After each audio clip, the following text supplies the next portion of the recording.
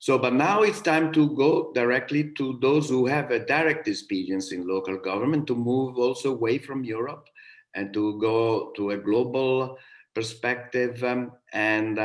So we will listen to mayors of different cities and responsibles of regional entities, and consultants of local governments. And finally, on the second round table, we'll hear the activities of some multilateral development banks that are active on this area.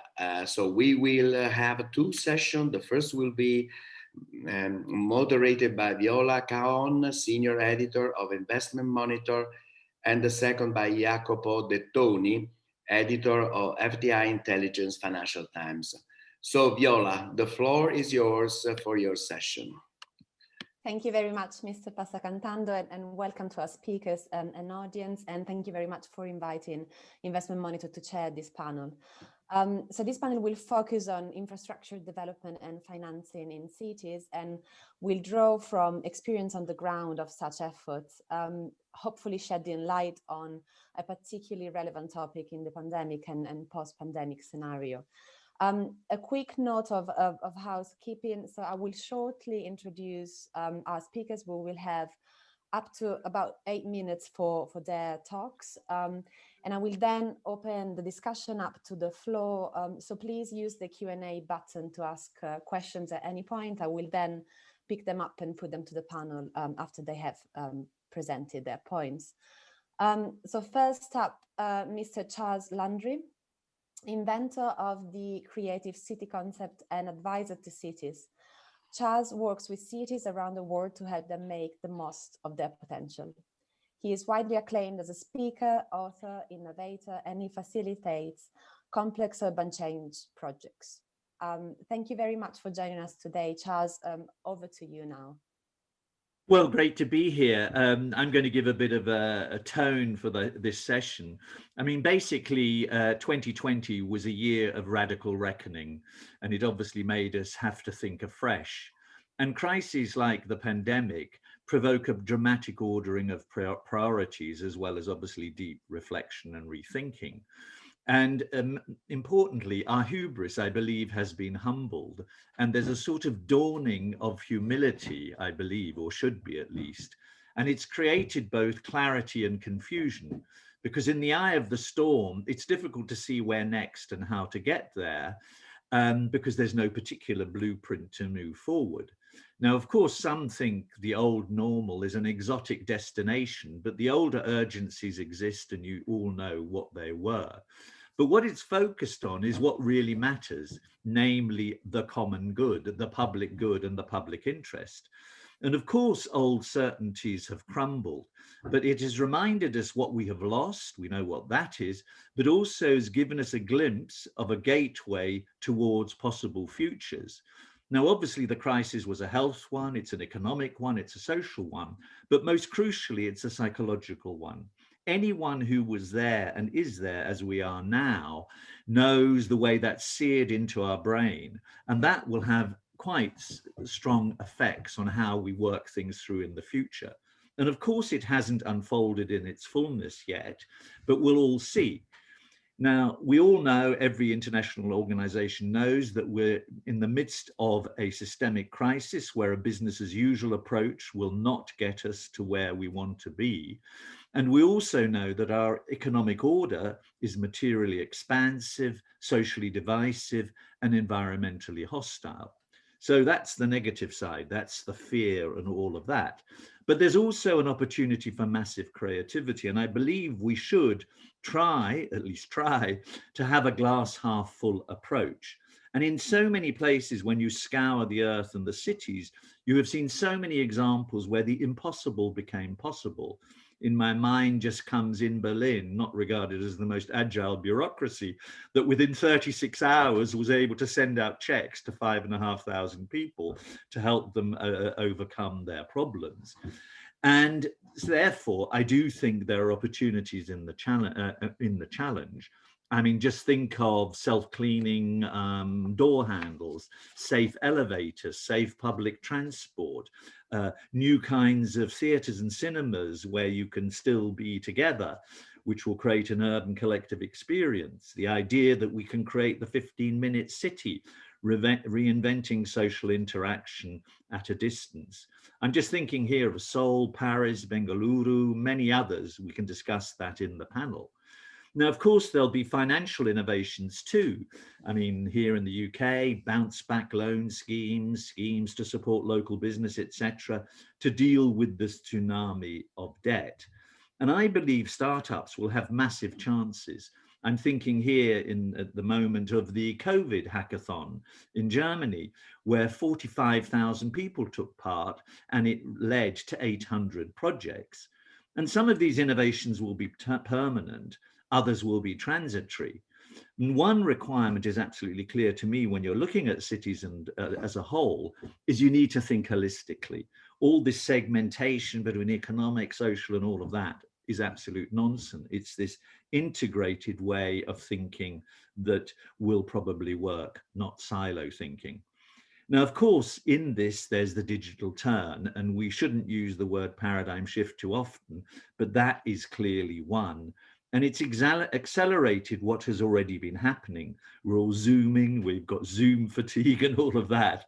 But most importantly, and this relates to place and space, is it changes our sense of time, place, and space. And the volume, variety, and velocity of all this instantly available data and this anytime, anywhere, any place phenomenon changes how we experience and perceive our realities and where we are. So of course, the culture is digital, the digital is culture, it shapes our culture. And it's like the air we breathe and the electricity that flows. Now it shifts this sense of self. And obviously it's all about being open, flexible, agile, sharing, enabling, immersive, but it's also, and this is where place becomes so important, it's fragmenting and it's fracturing and it's sort of giving us obviously fatigue.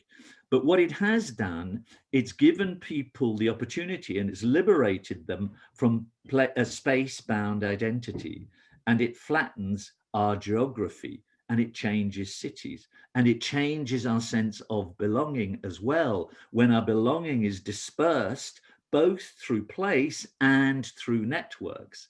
Now, that nomadic lifestyle that we're leading, perhaps not physically so much anymore, is obviously gives incredible opportunities for smaller cities in particular, because that means they can do things. If you don't only have to be in an office one day a week, you can live 100 kilometers away. Anyway, there are major opportunities evolving there. But the key thing is the power of place. Place matters than ever before, more than ever before. Place identity and place attachment are key because they create anchorage, belonging, lots of other things and so on. And this, obviously connection and opportunity. Now, the desire for community will always be the same, but the forms in which it's taking are different, so that it's stable but different at the same time. And it changes the way cities work, how they're designed, or it will, and how they will be navigated. And third places clearly will rise in importance. There's places that are neither at home or at work. And the public realm, therefore, and therefore investment in it and public space will rise dramatically in importance. And obviously these third places of, cafes, informal places, museums, and so on. And urban planning itself will change, which is why we need to think in an integrated way, because it will focus more on the notion of placemaking, which is an integrated, holistic approach to making places work, rather than this segmented approach before, which was purely the physical, rather than understanding the non-physical as well. And of course, in all of this, the local will rise dramatically in importance. And I think, of course, cities will remain, and I think perhaps the big cities will be revitalized by the young. The testosterone imperative will mean they want to gather, and so on. So it will also create something important, which is an reordering between state, I believe, and city. That was already prefigured by the new urban agenda, Habitat, because governments have the authority to run the rule systems in some sense, but it is cities who are closer to citizens who can implement the necessary dramatic changes that are happening. Charles, Now, we will come to I'll come to a conclusion. So all of that will basically shift investment priorities and patterns with a greater focus on healthcare, the digital, etc., social innovations and transport. A final word, all of this is also about the bureaucracy. My obsession, you can get the book from the Instituto, which is basically, that has three pillars. We need to, in one sentence, you could say, it's how do you move from a no because to a yes if culture? And the three pillars are, how do you change the rules and incentive systems for now? How do you enable the inner life of the bureaucracy to work better? And how does it connect better with civic and business worlds? Just a tiny final point. The last event we had 15,000 unique visitors, but the most important thing for us was that 48% of those were under 34 years old. So there is a desire to change the way things work. Thank you very much. Very much, Charles, for your insightful talk. I'm sure our audience will have many questions for you. I can actually see a few coming through already. Now, let me introduce our second speaker for this session, Madame Yvonne Aki-Sawyerr, OBE Mayor of Freetown in Sierra Leone. She was sworn in as Mayor of Freetown in May 2018, with a commitment to transform the city using an inclusive, data-driven approach to address challenges in the city. The 3-year Transform Freetown plan was launched in January 2019. Madame Yvonne, over to you. Looking forward to hearing about your experience. Thank you very much. And it's been fascinating listening to the other speakers, the earlier speakers, because of course the focus has been very much on a European experience of a city, which could not be more different than or further away than the experience of Freetown. So in this session, I think I've been asked to focus on Transform Freetown as an agenda, but also looking specifically at urban mobility and urban development. And let me start off by saying that the driving force with the challenges that my city experiences actually begins with an explosion in the population. It begins with rural urban migration, which came into a city where there was no urban planning. And I just want to put that into perspective. The value of urban planning in terms of being able to more efficiently deliver services in a city, more efficiently deliver urban mobility. And I think just having that realization at the beginning that where you have growth on a large scale into an environment which isn't planned creates chaos. So what we're dealing with in Freetown is that chaos. It's 35% of the city residents living in informal settlements, what people would typically call slums. And the consequence, because it is a consequent, fallout, strain on the little infrastructure there is, whether it's infrastructure in terms of sanitation, water, energy. So the ability to provide basic services is really hampered by having a city that isn't planned. So as we look at Transform Freetown, what we sought to do was to, collectively with our residents, build a plan for addressing in an integrated way the challenges our city faced.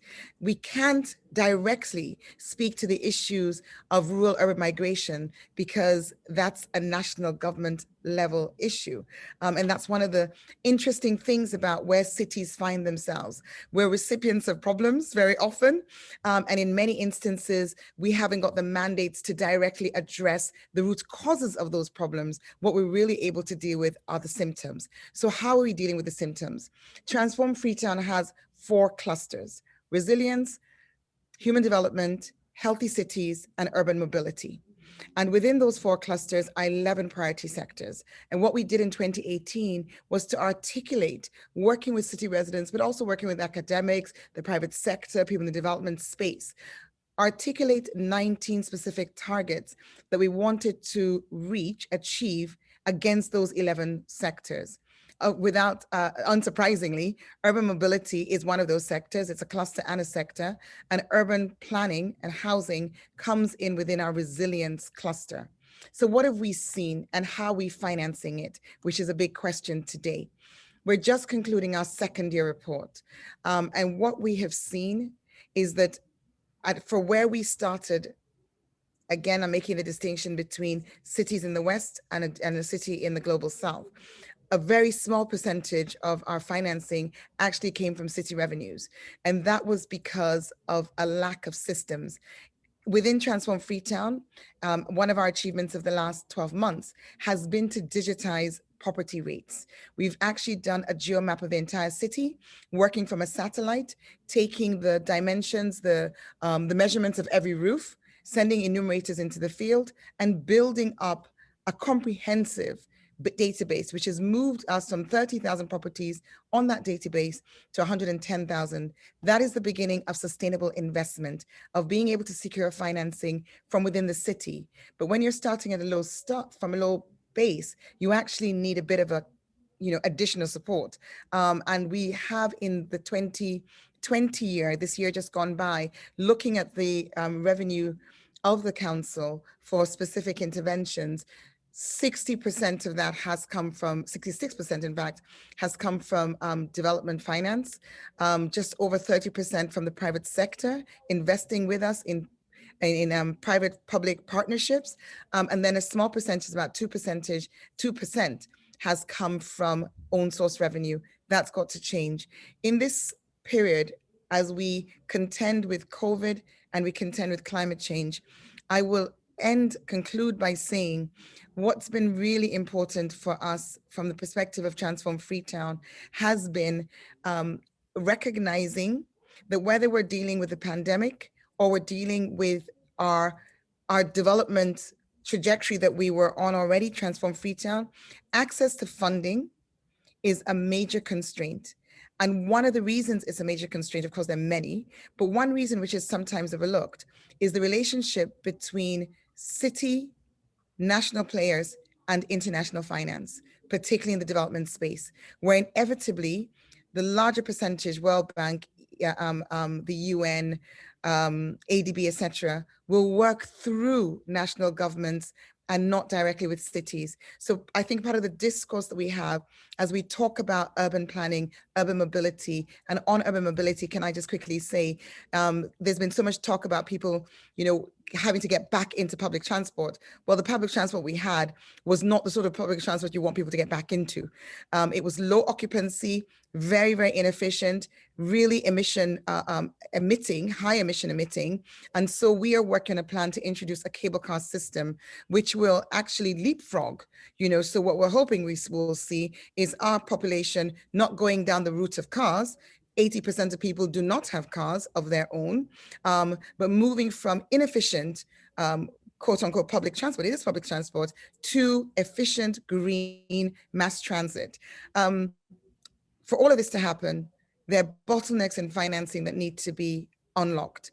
And part of the conversation that needs to be happening at the G20 and in other fora is, where do cities sit when it comes to the financing infrastructure? How can cities have more direct access to funding and not have to go through national bottlenecks, which are sometimes, well, almost always unhelpful.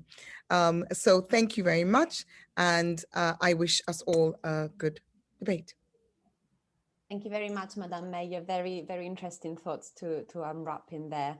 Now I'd like to introduce Madhavanai Rajiv, former president of Airaviparu in India, who has worked on using digital technology to improve local infrastructure. He has been awarded a national level for his e-government, rural development, and agri-tech initiatives. So Mr. Rajiv, thank you for joining us today. The floor is yours now. I believe you're still on mute. You need to unmute yourself. Thank you. Yeah, good evening, ladies, and thank you all for giving me a chance for such a wonderful platform. And before going through the details of the local level experience, I may just brief on the local body system, how it works in our state, apart from the other states in the country and apart from the other countries global wide.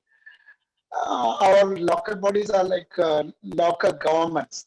In our state, 3 types of governments are there, like central, state, and local. So we are acting like local self-governments in a base of 3S system: funds, function, and functionaries. So except law and order, all other department officers were coming under local bodies. Since this has been the system functioning in our state, there starts challenges. The Gram Sabha, the gathering, Gram Sabha means the gathering of the people of a ward. Ward in the sense, ward of a well-defined area having 1,000 members of population. The Gram Sabha is fixing the needs and necessities of the particular ward and of the whole panchayat as well. So priorities of the Gram Sabha suggesting is fixing by the working group for each sectors. Thus, the annual plan of the local body is based on the people's plan method. So the local government system, how it works in our state, is on the basis of decentralization of powers and the people's plan with the people's plan method. Local body in our state have 3 types of funds. First is own fund. This is generating by the local body themselves. Local body themselves with a building tax, then license fee, professional tax, fine and penalties, etc. The sources of own fund generation. Second is budget allotment. Almost 30% of the state budget is reserved for the 3-tier system in the state. 3-tier system in the sense, 3-tier local body system. Local level Gram Panchayat, then block Panchayat, then the district Panchayat, like that. So 30% of the budget is reserving, state budget is reserving for the 3-tier system. The budget allotment of each local body is ratio to the population and the assets of the local body. Then the annual plan is formulating on 3 ways, like productive, service, and the infrastructure, and also special component plans for the scheduled caste and scheduled tribe. Again, some subsector like women and children, old age, disabled, etc. subsector plans are also should be included with this fund, like own fund and budget allotment. During my tenure, the opportunities of the local bodies has utilized at its maximum, and I tried my level best to ensure the social, economical, and environmental justice to the people of my local area. I'm not going through the sector-wise project details and all due to the time constraint, but some are like rejuvenation of the river, then our own brand value-added products, online service delivery is a unique one we adopted in our panchayat, then sport council for the students, national quality assurance standards, NQS achieved the health centers, old age care for the wellness of the physical and mental wellness of the old age people, plastic road as part of waste management. These are some of the projects we implemented in our local body area. We are mainly focusing on digitalization. So on COVID base, we start with 42 services we are giving from the local body office, like building permit, then essential on ownership certificate, building, numbering, ownership change, so on. So for getting this service, people have to come to the office and filing their application, And we adopted a time-stipulated service delivery system in our local body office. Within that, the people have to come to the office and get their file their application and getting their service. But what we adopted newly is an online platform we developed and a P2P concept. P2P in the sense, nowadays the P2P itself is working like a people to panchayat. Now we started within COVID time. We started panchayat to people. The reverse one we started with, and the people need not come to panchayat office, the local body office, and get their service or filing their application and all. And we are having some more digital initiatives like that. I may, due to time constraint, I hope it can be explained while the question comes and all. So this is in brief I may share with you. Thank you. Thank you very much, Mr. Rajiv, for your talk and sharing your experience on the ground when it comes to digitization, which is a very topical argument at the moment in the community for sure. And now, last but not least, we have with us here today architect Neme Katanani, engineering director at the Greater Amman Municipality. She has more than 20 years experience working in the public sector in the field of engineering, architectural design, urban design, site coordination and management of strategic engineering projects. Since 1999, she has worked in the Greater Amman Municipality and occupied many senior positions. So Ms. Katanani, over to you. Good evening, can you hear me? Yes, okay. Honorable mayors and distinguished panelists and participants, it gives me a great pleasure to be among you today on behalf of His Excellency, the Mayor of Amman, Dr. Yusuf Al-Shawarba. Also an opportunity to extend our sincere gratitude and to the Italian Ministry of Finance and Economy and International Affairs for organizing this session. We were asked to share Greater Amman Municipality, specifically Amman experience and in the challenges that the city is facing in the planning, financing, and implementing its local projects, especially in the infrastructure field. Let me start by giving you a quick introduction to our city, Amman. Amman is the capital of the Hashemite Kingdom of Jordan.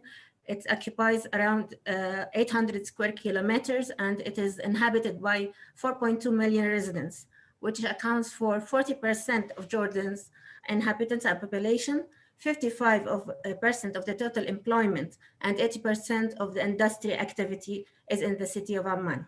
Amman is also an emerging one as one of the most important cities in the Middle Eastern region. Like any metropolitan city in the world, Amman is facing a lot of challenges, specifically in the development of its urban sprawl. What are the main challenges that we're facing?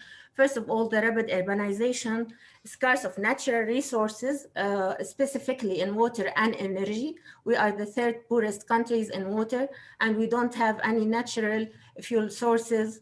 Also, there is the major and the most important challenge that we are facing is the city population continuous flux due to the political, geopolitical circumstances and the successive influxes in refugees, as you all know. Urban sprawl also is one of the major challenges, loss of cultural, agricultural lands, the unemployment, about 40% unemployment, single use of zoning and development, the high annual growth rates in energy consumption, and the climate change impact, socioeconomic segregation, and one of the major also challenges is the lack of sufficient urban public transport systems. Like one of the participants has said, or the panelists, the digital transformation and the digital infrastructure readiness for the municipality. Greater Amman Municipality is an independent, administratively and financially institute. Therefore, our budgetary is only financed by our own revenues. We don't have any budgetary from the cabinet or the treasury of the government. we only depend on providing our self-generated revenues from the taxes, fees, and building license, building permits, vocational permits, and etc., while the main expenditures are operational, development, and expropriation. Around 45% of our budget is allocated for the infrastructure and the local investment infrastructure projects. Although GAM has relatively high institutional and professional capacity, a sound approach to performance management, and has developed key financial management tools, including a 5-year plan and long-term financial forecast. Despite these strengths, GAM faces a number of challenges, specifically in the financial aspect, the significant debt levels due to the explosion in the population, as we have mentioned before. Adhering to the sustainable development and green growth principles is crucial for rapidly growing cities like our city to align with economic growth and pass and environmental social challenges, and to minimize the need for trade-offs. Through Greater Amman Municipality Strategic Plan in 2017-20, we reflect the city vision in adopting 7 main pillars: institutional performance, financial management, infrastructure and public works, environment and health, urban planning, investment, and local community and city identity. The strategy focuses on rationalizing consumption, maximizing revenues, and improving collection policies, while increasing capital investment and planning for GAM's financial sustainability. So how we finance our infrastructures and how we finance our projects. There are 2 ways of financing. The first is the internal financing from our own budget. But for the reasons that we have mentioned and the challenges, and I forgot to say that the impact of the pandemic also has increased these challenges, especially on the financing and funding aspect. And in order not to compromise the level of service that we are providing for our citizens, we have to look for other external financing tools or resources, such as the loans and the grants. Therefore, through the cooperation and agreements with international funding agencies and financing agencies, donors community, we could cover a lot of the service and the basic needs for the city, such as the urban transit and urban public transportation systems, urban planning and green growth projects, environmental and waste management projects, green infrastructure, also the city resiliency to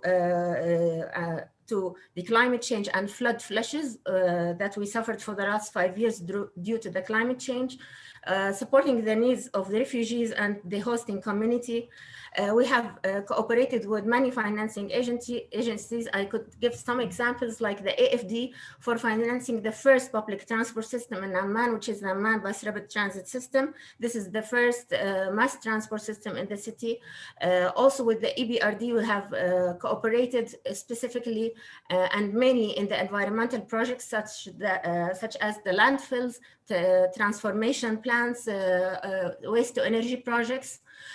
We also cooperated with the EIB, UN Habitat, International Rescue Committee, UNDP, and many other agencies to support the financing tools for the projects.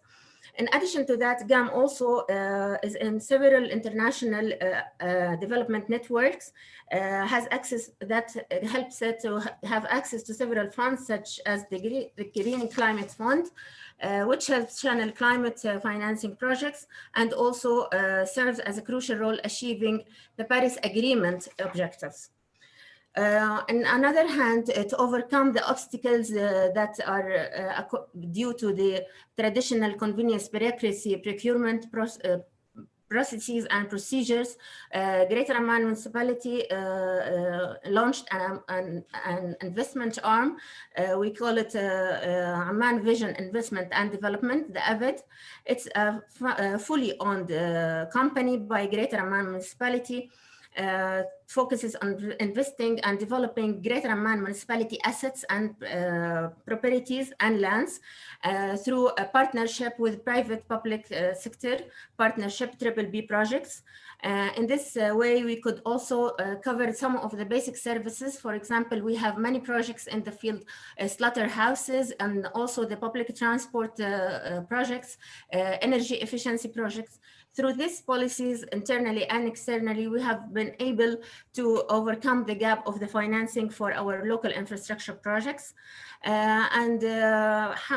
Thanks God, we are now achieving a lot of the progress in these projects with this new policy of financing. And despite all the turbulence, history, and the ongoing challenges, yet Amman is growing to be a regional hub, paving the way for other Middle Eastern cities. Thank you very much, and I wish for this seminar the best and to be fruitful for all the participants. Thank you. Very much, Ms. Al-Qahtani, and to all the other speakers for sharing their thoughts and experiences on such an interesting topic. Now, I'd like to open the discussion up to the floor. We've had a few interesting questions coming from the audience, and I'd like to start with one to Madame Yvonne Akisoye. So there's one of our members of the audience saying that the EIB 2020 municipality survey suggests that coordination among stakeholders is important, although the relevance differs by nature of municipality and project. So for which specific type of infrastructure project, in your experience, is stakeholder coordination particularly important? And how does one best secure and sustain buy-in? Well, I would say all. Stakeholder coordination is important for all. There's nothing which you would leave out.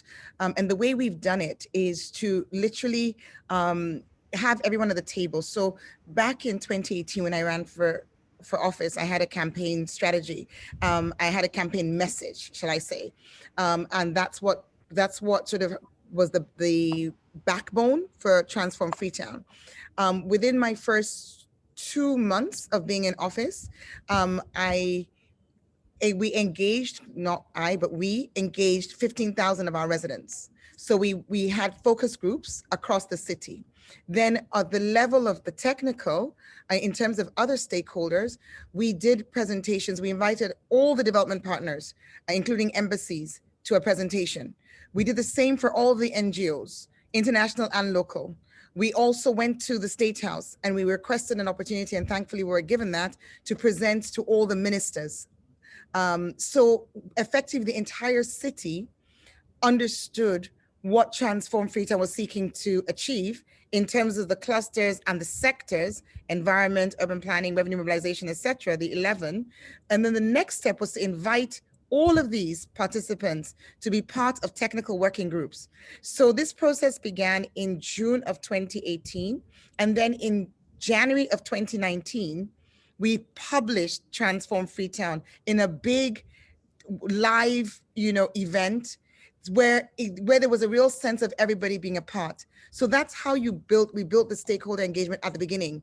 But moving forward, we are constantly engaging residents and stakeholders. And when it comes to urban planning, urban housing, any aspect of city growth and development, if you try and do it as an institution on your own, you will fail. Because nothing can be done just from the office. You need the buy-in of ministries, you need the buy-in of private sector, you need the buy-in of civil society, you need the buy-in of communities. You especially need the buy-in of communities. Thank you very much, Madame Yvonne, for your answer. There was a very, very interesting point to pick up on. Unfortunately, I'm conscious of time, and so I'll pick up one question more from the audience, and then we'll need to give the word to our next panelists. So Charles, there is a question for you from the audience, which I thought might be good to pick up. Someone a bit arguing against your initial argument, and so they're asking, so far, where is the evidence that the startups have contributed to mitigate the COVID-19 pandemic from expanding? So I guess the question could be rephrased as, where could startups actually make a difference in mitigating the effect of COVID-19? Well, the Office of Public Sector Innovation at the OECD has a sort of monthly newsletter rounding up all the innovations around the world that they at least can see. Some of them, of course, are coming from either the municipality itself, but others, a whole chunk of them, are coming from smaller entities. Now, whether that's evidence or not, I don't know, but I'm just, from my perspective, I can see some of those things. There was another question to me, by the way, about what's the evidence of doing something at a local level that actually creates greater sustainability. And I'm just thinking here of Lahti in Finland, which was the first city to do carbon trading. You know, there's an app which again was developed by a startup, which means that if you're walking around, you get a gift of some sort. There's a benefit if you're not, or if you're cycling, rather than driving a car. And so more of these innovations are actually occurring. Anyway, there's a short answer. Thank you very much, everyone, for joining us today for a very interesting conversation. Unfortunately, we are a bit pressed for time and we need to move on.